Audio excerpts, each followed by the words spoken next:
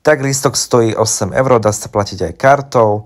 230 schodov musíte prejsť, ale stojí to za to. No pozrite sa sami na ten výhľad, ktorý je nádherný.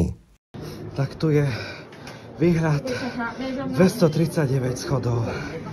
Á, ľudia, 8 € to stálo. No ale tu môžeme vidieť aspoň finančnú štvrť. Najvyšší mrakodrap je tu. Tam presne. No a Louvre. A tam, pozrite na to, Paríž. Paríž, Eiffelová väža. No, nádherné, že? Obrovské mesto naozaj. S metropolitou oblasťou má 12 000 km², hej. Tak môžete vidieť, že aké je obrovské, široké. No čo vám poviem, ešte hore to bolo preplnené ľuďmi.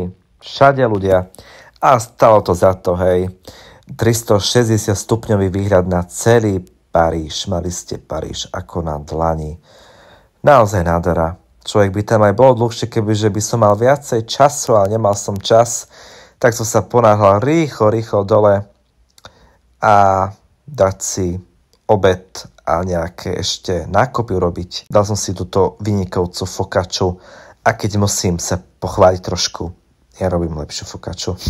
Kúpil som si sobral suvenírov a to už idem na hotel s tým, že tu môžete vidieť operu. No a tu, na tomto mieste stála Bastila, ktorá už tu nestojí a stojí tu tento stĺp.